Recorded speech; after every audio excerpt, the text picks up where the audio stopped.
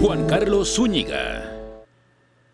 Esta tarde nos acompañan en Mega Noticias a debate Arabela Montes de Oca, abogada y titular del Observatorio Jurídico de Género de la UNAM, Rosaura Guerra Delgado, defensora de derechos humanos y presidenta de la organización civil Venumia. Gracias Arabela, gracias Rosaura por estar con nosotros esta tarde. Mañana es el 8M.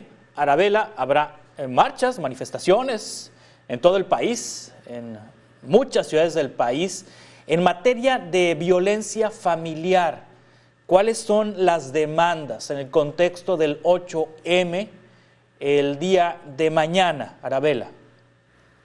Pues bueno, Juan Carlos, primero que nada, muchísimas gracias por la invitación el día de hoy. Y bueno, respecto a la pregunta que mencionas, por supuesto, como cada año van a haber marchas en el tema de violencia familiar.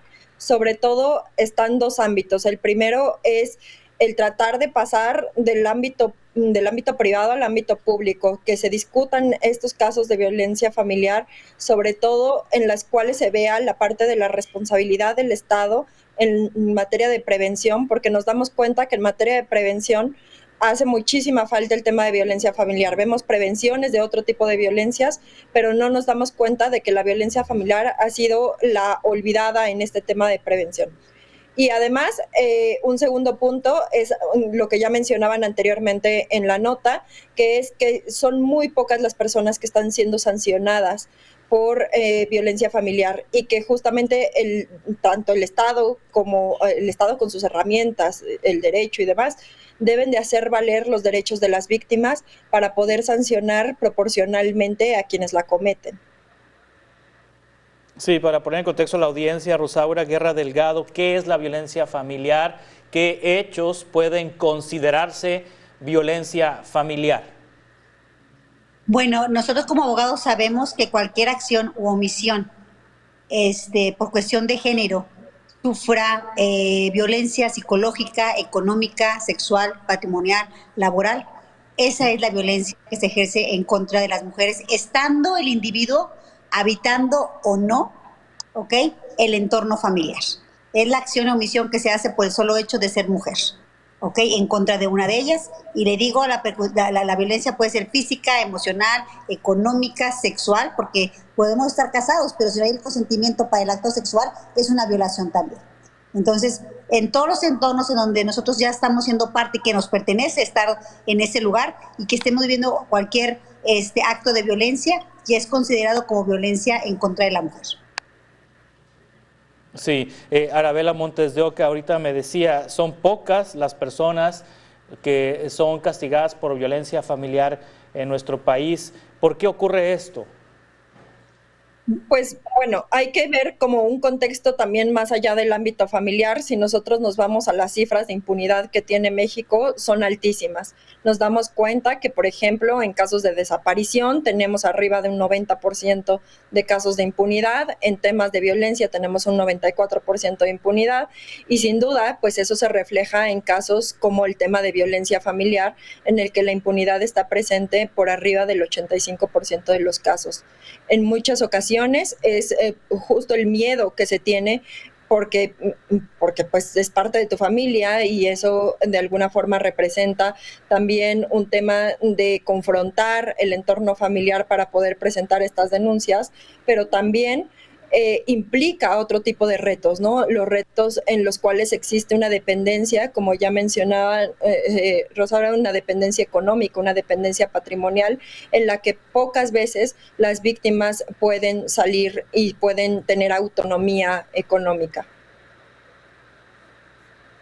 Actualmente las instituciones, ¿qué tipo de programas implementan, Rosaura Guerra Delgado, para prevenir la violencia familiar? Es decir, hay métodos, hay acceso a denunciar esta situación y el Estado ofrece protección a las víctimas de la violencia familiar.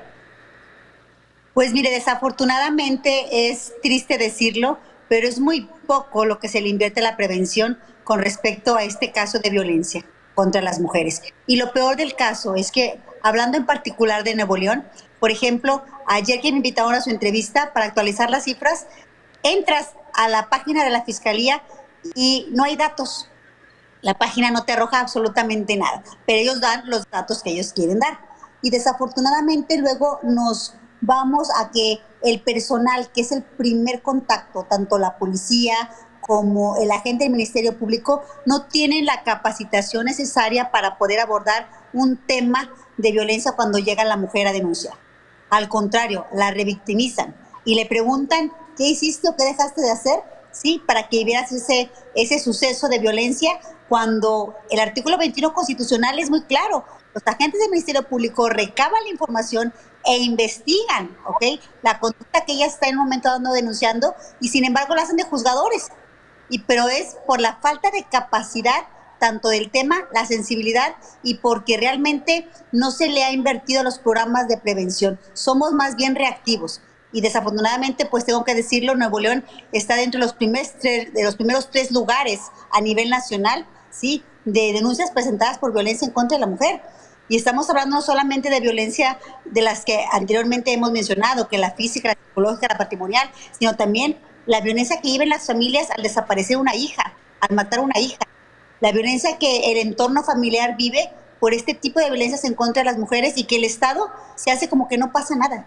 Y estoy hablando del Estado mexicano, porque si bien nosotros encabezamos el 3er lugar a nivel nacional de Nuevo León, de lo que creemos que se puede denunciar, no quiero saber en otros estados en donde la justicia realmente no se imparte, ¿sí?, en la cual no hay acceso a la misma, y que las mujeres están no solamente siendo violentadas, están desapareciendo por un feminicidio. Entonces yo creo que las autoridades no están haciendo lo conducente, no están llevando a cabo la cantidad de partidas que deben de llevar a cabo para tener programas que realmente lleguen a las mujeres, lleguen a las familias, porque nos volvemos leyes muertas. Y nosotros como activistas es por eso que no solamente mañana el 8M, sino los 365 días desde nuestra trinchera, en este caso de Benumia, pues estamos alzando la voz, porque no nos merecemos un Estado, entre comillas, de derecho que no protege a la mujer. La mujer va, denuncia, necesita órdenes de protección que deben de ser inmediatamente otorgadas, y se pasan 15 días sin que supuestamente la policía ministerial no dio con el domicilio del agresor para poderle notificar que no se puede acercar a la víctima, y pones en más riesgo a la víctima. No hay los suficientes espacios para resguardarlas, y mucho menos la respuesta de la autoridad para darle la protección que la mujer en ese momento, después de mucho peregrinar, sí, se armó de valor y dijo basta. Entonces yo creo que no está, el Estado mexicano no está, a través de los estados, los 32 estados libres y soberanos que tenemos, no está llevando a cabo un programa de prevención, y no le interesa invertir, sí, pero sí somos un eslogan de campaña. Las mujeres siempre somos un eslogan de campaña, pero en la práctica yo no veo los resultados, y mucho menos veo la voluntad de la autoridad de realmente protegernos a nosotros.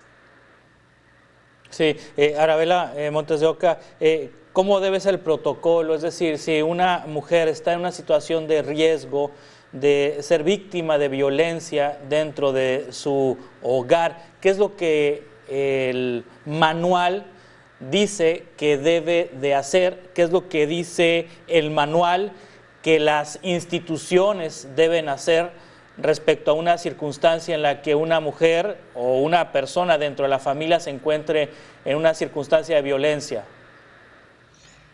Considero que no hay, digamos, un paso exclusivo, que son muchos los casos diferenciados que existen en cuestiones de violencia contra las mujeres, y violencia también, como lo mencionabas hace rato, contra niños, niñas, adolescentes, y que justamente hay que atender a los casos particulares. En algunas ocasiones quienes brindan apoyo son estas redes, incluso dentro de la misma familia, pero hay ocasiones que no se cuenta con ello.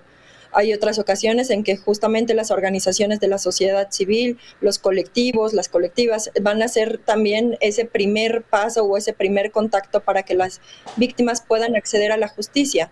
Y quizá ya en cuestiones más procedimentales, pues se puede tocar la puerta en diversas instituciones, como los centros de justicia para las mujeres, que digamos, de alguna forma fueron creados para este fin, pero que al final el Estado tiene muchos problemas en la parte de la atención, como ya mencionaba Rosaura, el tema de la revictimización y sobre todo el tema de la violencia institucional que se ejerce contra las personas que acuden a estos centros es muy grave, porque justamente se ve el tema no nada más de la revictimización en un concepto general, sino que es esa falta de capacitación que se tiene todavía del personal para poder entender la complejidad en la que se sitúa una persona con un conflicto familiar de este tipo.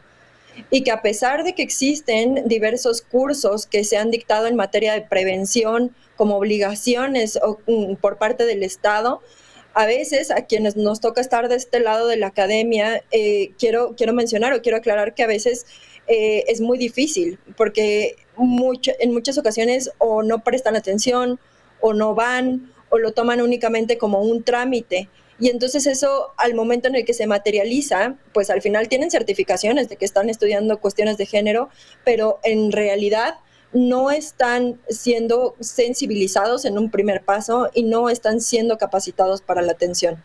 Entonces, ahí encontramos uno de los problemas centrales que necesitan ser atendidos para que entonces las personas puedan acceder a la justicia a través de estos medios que ha generado el Estado. Sí, quería comentar algo, Rosaura, sobre este tema. Sí, que concuerdo en que puede haber capacitación, pero si no hay la sensibilidad de aquellos que tienen a su mando, aquellos que están siendo capacitados, ¿sí? No van a poder dar la respuesta que la sociedad reclama, porque es la falta de sensibilidad y de ponerte y de empatía, porque a veces lo vemos como que a mí no me pasa y mientras no me pase no te entiendo. Entonces, esa falta de sensibilidad, de ponerte en los zapatos de los otros para que realmente este fenómeno social llamado violencia en contra de la mujer, las niñas y los niños, de veras te vaya a erradicar. Y no puede ser posible que a veces las organizaciones civiles que estamos organizándonos y que estamos poniendo un granito de arena, somos las que realmente le estemos dando el servicio a la comunidad cuando el Estado tiene la obligación de hacerlo. Vamos a continuar ahorita con esta conversación. Estamos con Arabela Montes de Oca, abogada y titular del Observatorio Jurídico de Género de la UNAM, con Rosaura Guerra Delgado, defensora de derechos humanos y presidenta de la Organización Civil de Numia. Continuamos con más en 2 minutos. A debate con Juan Carlos Zúñiga.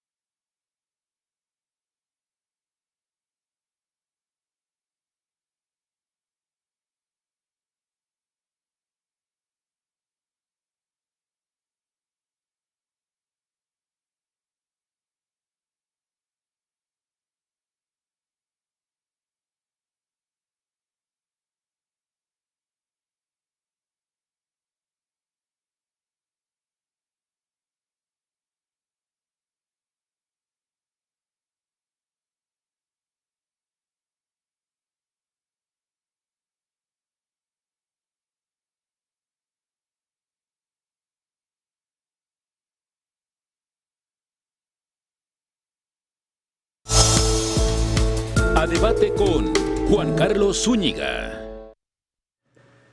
Continuamos en Mega Noticias Debate. Pese a ser el sector de la población más vulnerable, las mujeres en México no acuden a denunciar la violencia familiar debido a que la misma autoridad minimiza los hechos, advirtió en Mega Noticias la maestra Blanca Ivonne Olvera Lezama, profesora de violencia de género en la Facultad de Derecho de la UNAM. La respuesta del Estado no ha sido acorde al crecimiento del delito, ¿no? El delito va creciendo y los operadores del sistema de justicia penal, policías, ministerios públicos, jueces, no han ido creciendo en la misma medida que el delito.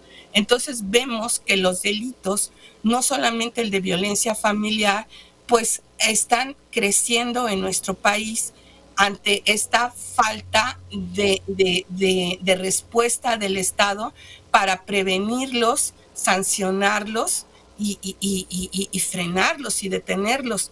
Y la más sensible, pues, es la que se da con las poblaciones más vulnerables, que son las mujeres y los niños. Continuamos en Mega Noticias Debate con Arabela Montes de Oca, abogada y titular del Observatorio Jurídico de Género de la Universidad Nacional Autónoma de México, Rosaura Guerra Delgado, defensora de los derechos humanos y presidenta de la Organización Civil Benumia. Arabela, en México se ha avanzado en el tema de paridad en los cargos de elección popular, en los puestos de elección popular, 50 y 50% de las candidaturas.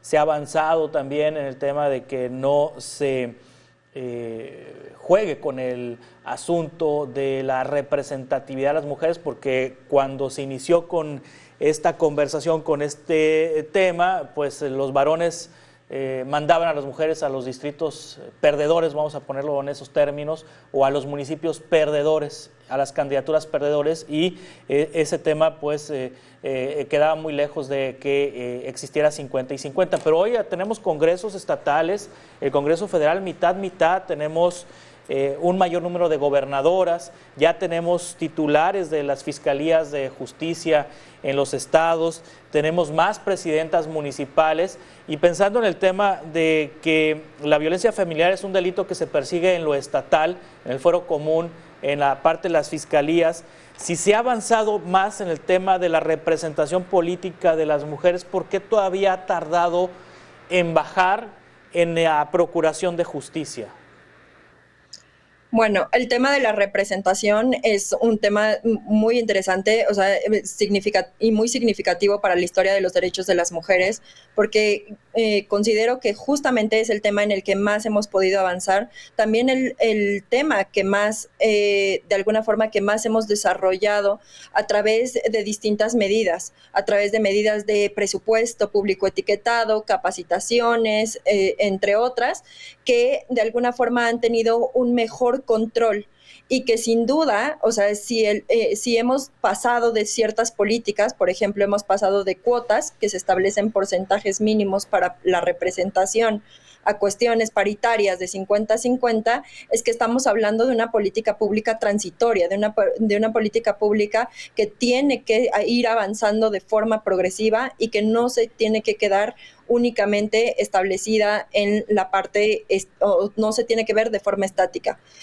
En cambio, lo que estamos viendo en la parte de las fiscalías es justamente una política pública, una política pública que es completamente plana, una política pública que no ha cambiado a lo largo de los años, y que por tanto en esta falta de actualización, en esta falta de medir la eficacia de las políticas públicas, de establecer indicadores que nos permitan ver si está funcionando o no, es que yo encuentro, al menos desde este ámbito de estudio académico, uno de los principales errores para que no esté funcionando en la actualidad las fiscalías y en general el sistema de prevención y atención de los casos de violencia. Sí, y en materia de prevención, Rosaura Guerra Delgado, ¿por qué no ha bajado esta representación que ya hay de mujeres en cargos públicos para que se traduzcan en políticas públicas implementadas por gobiernos estatales y gobiernos municipales? Entendería yo que los gobiernos estatales y municipales serían los principales responsables de generar políticas públicas para prevenir violencia familiar. Así debe de ser y así lo marca la ley, pero como dice la maestra Arabella, desafortunadamente no hemos querido avanzar, aún y que a veces hay presupuesto para ello. Pero aquí yo creo que lo importante es que, si bien es cierto, en las fiscalías vemos el acceso a pocas mujeres, es que no debemos de olvidar que desafortunadamente, con el respeto que usted merece y todos los varones que nos están escuchando, que nos van a escuchar, el patriarcado y el machismo que vivimos en este país todavía está muy arraigado. Mientras sigamos pensando que solamente los varones tienen la capacidad para impartir justicia, ¿ok? Y que las mujeres quizá podamos participar, pero en un grado menor, no vamos a avanzar, ¿sí? Esos espacios que nos corresponden a ambos ocupar, ambos tenemos la misma capacidad para poder desarrollarlos y ponerlos al servicio de nuestra comunidad. Yo lo veo como maestra en la universidad, ¿sí? Chicos y chicas entran a estudiar Derecho o Criminología.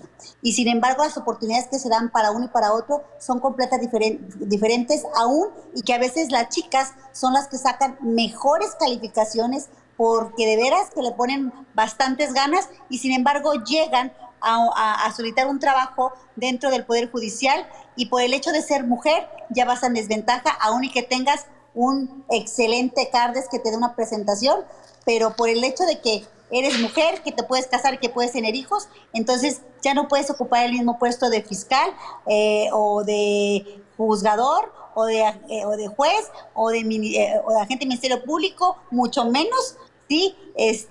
Una magistratura porque eres mujer. Entonces, ahí yo creo que el machismo, el patriarcado que vivimos en este país no nos ha dejado avanzar y tenemos que seguir, no solamente el 8M, sino todos los días, desde la trinchera en que estemos, alzando la voz para que el Estado, ¿sí?, tenga que voltear a vernos y se ponga la camiseta y nos dé la protección y además que nos dé la oportunidad de demandar y nos dé pronta y expedita justicia cuando estamos demandando la violación a cualquier derecho que tengamos como niñas, como adolescentes, como mujeres. Sí, ¿la paridad no ha llegado entonces al Poder Judicial, Arabella?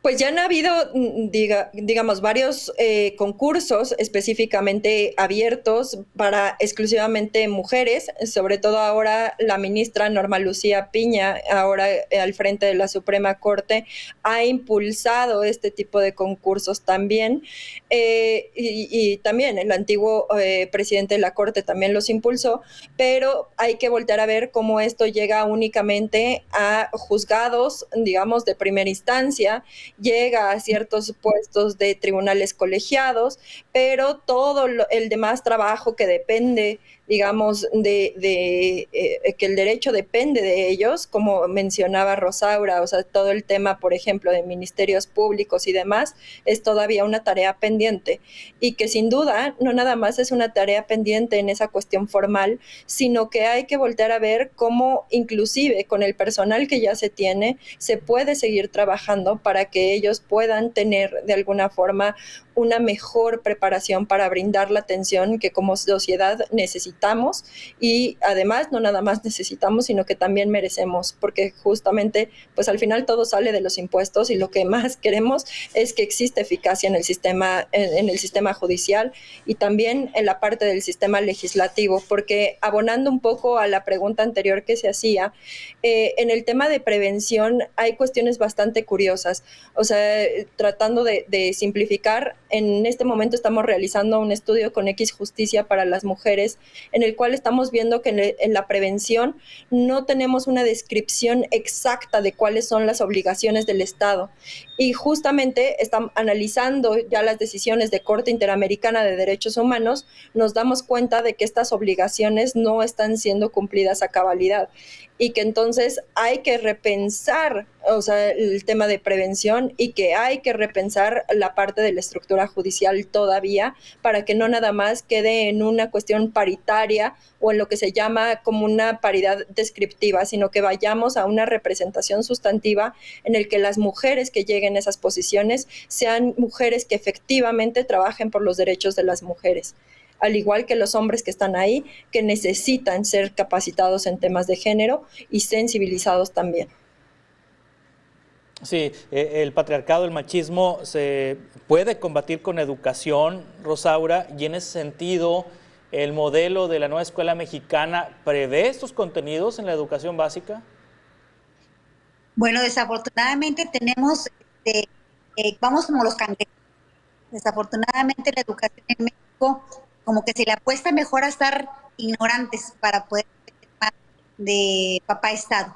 Y yo creo que se ha descuidado muchísimo y no creo que vayamos avanzando con estos rubros. Al contrario, creo que no estamos dando la valoración y que debe de ser, y hoy más en esta era en la cual los medios comunicales,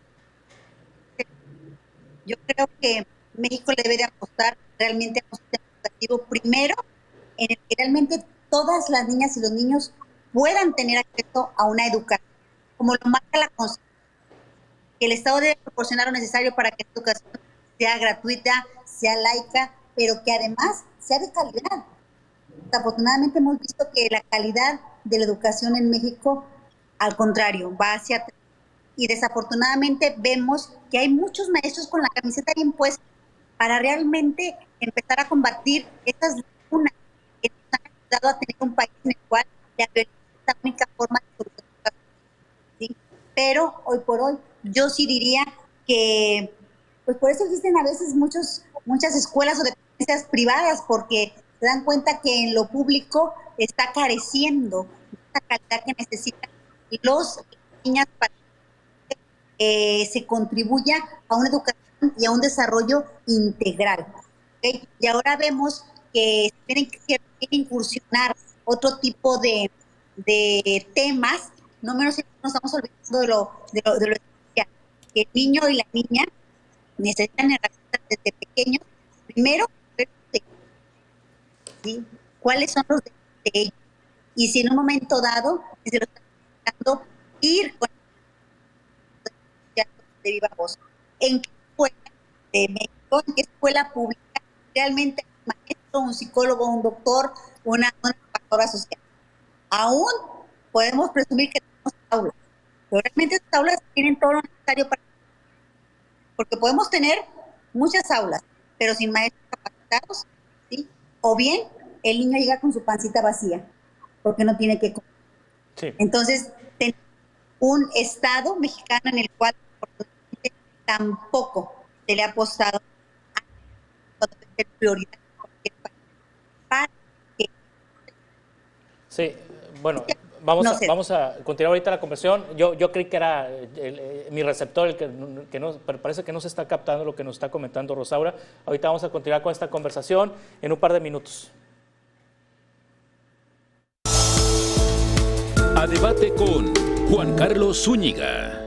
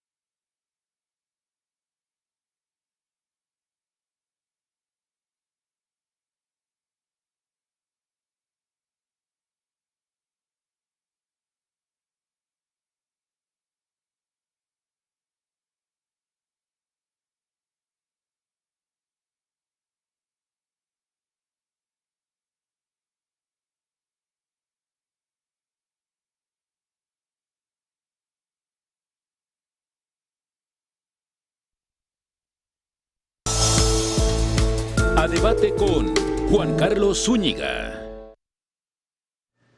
Bueno, vamos a tratar de recuperar lo que nos decía Rosaura Guerra sobre el tema de la educación. Parece que no se alcanzó a entender, Rosaura, no era yo, era en general la transmisión. Nos decía la importancia del tema educativo para prevenir violencia. Así es, les decía que desafortunadamente tenemos un país en el cual no le apuesta a la educación.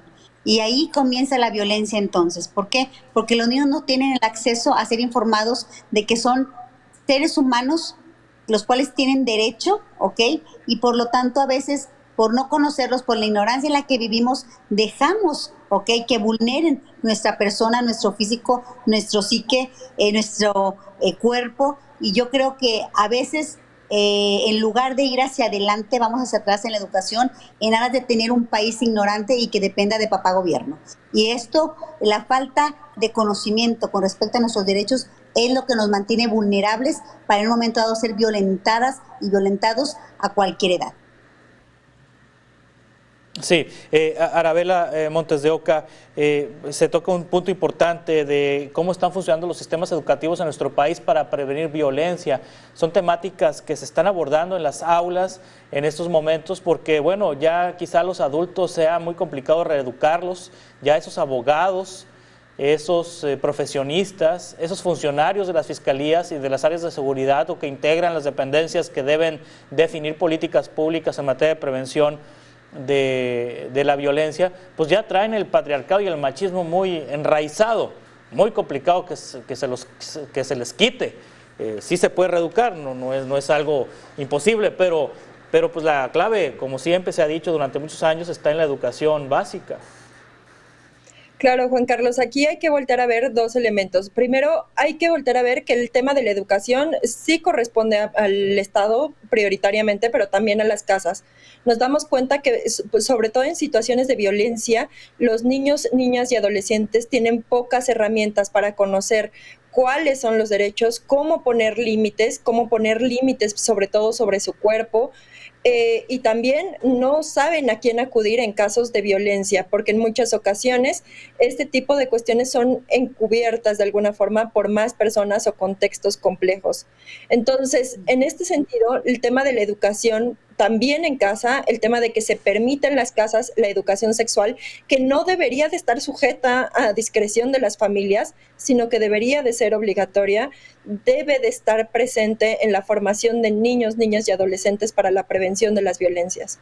Los libros de texto, los nuevos libros de texto contienen algunas cuestiones alrededor de derechos humanos, sí, sin embargo, si él o la docente no están preparados o preparadas para enseñar ese tipo de temas o involucran los estereotipos, la forma de pensar que ellos tienen, entonces no estarán siendo objetivos al momento de mostrar el conocimiento.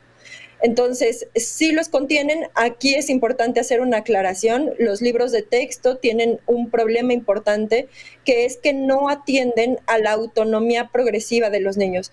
No podemos tratar ciertos temas con niños de kinder a con niños de secundaria.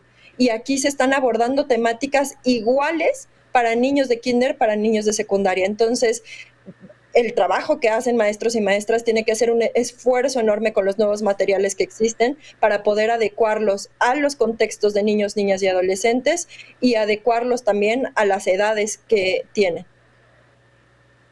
Sí, Arabela Montes de Oca, ahorita nos mencionaba que es muy complicado conseguir datos sobre la situación que hay en materia de violencia familiar de parte de las fiscalías.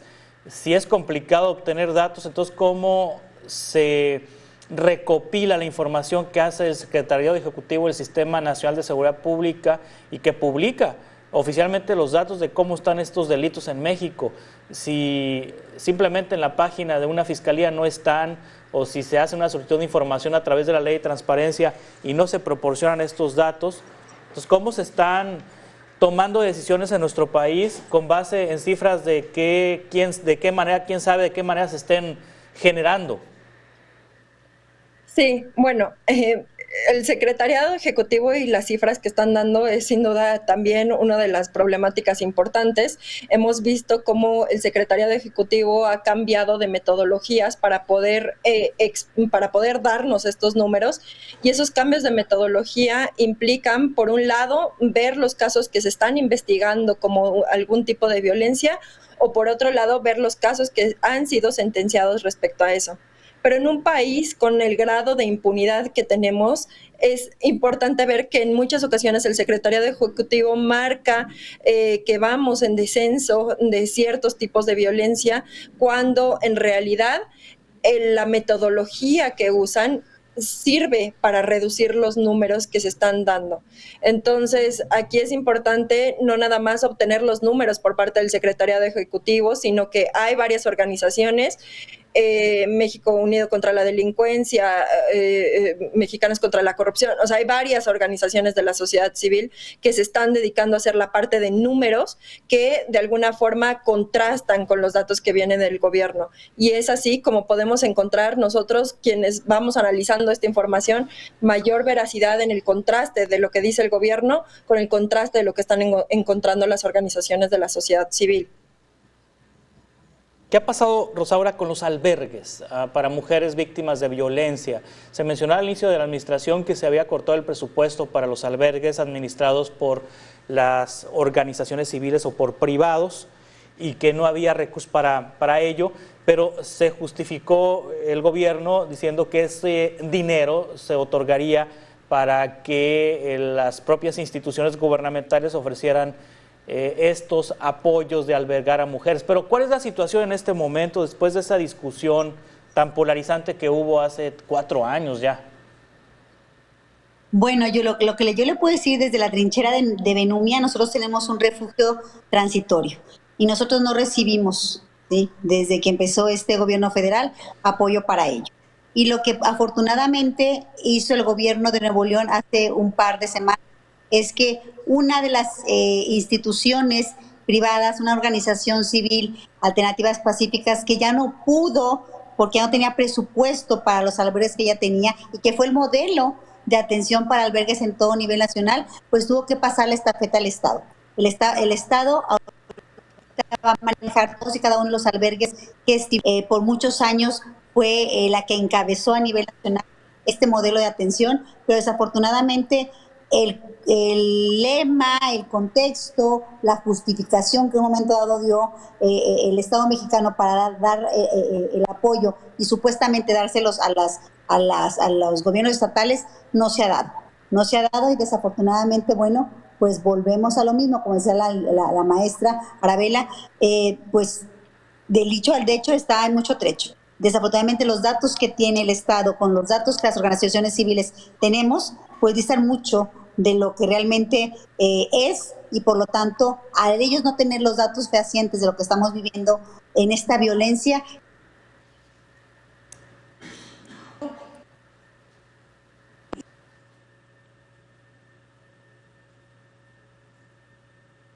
ser protegidas, ¿sí?, por el Estado, y por lo tanto, pues los albergues cada vez están más en desaparición.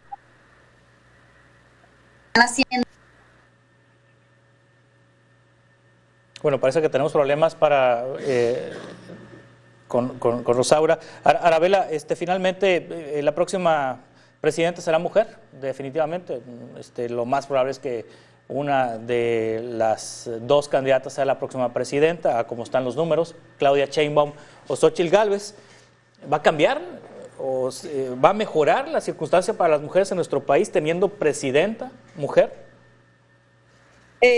Primero que nada, para mí me parece un gran logro por parte de las mujeres el lograr llegar a esa posición. Sin duda estamos por adelante de muchísimos países que no han logrado tener en lo más alto a una mujer. Sin embargo, también conlleva ciertas responsabilidades y lleva ciertas preocupaciones. en específico que sea de alguna forma aceptada y que sea apoyada por los grupos feministas, que además sea apoyada también por el resto de la población, porque todavía se sigue creyendo que una mujer no puede gobernar y que una mujer no debe de estar al frente. Entonces, independientemente de partidos y colores, creo que hay que cerrar filas para saber que las mujeres pueden llegar a una posición en la cual pueden tomar decisiones importantes para nuestro país. Pero también, al mismo tiempo, hay que ver quiénes son los otros perfiles que las acompañan, ¿no? O sea, tanto en un partido como en el otro, ver, por ejemplo, que la agenda de género la lleve un hombre, pues también es algo que debemos de ver de forma crítica y que también debamos de ver o entender que el hecho de ser mujeres no necesariamente implica que vayan a trabajar sobre una agenda de género. Entonces, hay que tener siempre en la mira esa visión crítica para lograr un gobierno mejor para México. Muchas gracias, Arabela Montes de Oca, abogada y titular del Observatorio Jurídico de Género de la UNAM. Rosaura Guerra Delgado ya tuvo problemas de conexión. Le agradecemos también a la defensora de los derechos humanos y presidenta de la organización civil Benumia que haya estado con nosotros esta tarde en Mega Noticias. Gracias, Arabela. Estamos en contacto para futuras conversaciones. Muy buenas tardes. Muchas gracias. Buenas tardes. Y de esta manera concluimos este espacio de Mega Noticias a debate. Le invito a que se quede en esta señal y que mañana coincidamos aquí a las 5 de la tarde con 10 minutos. Gracias, buenas tardes. Descubre México. Bienvenidos a Magdalena de Quino, un lugar de raíces y tradiciones, el segundo pueblo mágico de Sonora. Una pintoresca ciudad con paisajes históricos y templos importantes. Un lugar que debes visitar es el Templo de Santa María Magdalena, donde se venera la imagen de San Francisco Javier. Muchas personas de todo el mundo vienen a verlo para pedirle algún deseo o milagro. En el exterior consta de una amplia explanada rodeada por importantes edificios. A finales del mes de septiembre se lleva a cabo la festividad de San Francisco Javier. Es la más concurrida del año con música, gastronomía y fuegos pirotécnicos. Quedarás cautivado por su comida típica y sus múltiples artesanías de la región. Explora este pueblo lleno de historia y sé testigo de sus grandes atractivos.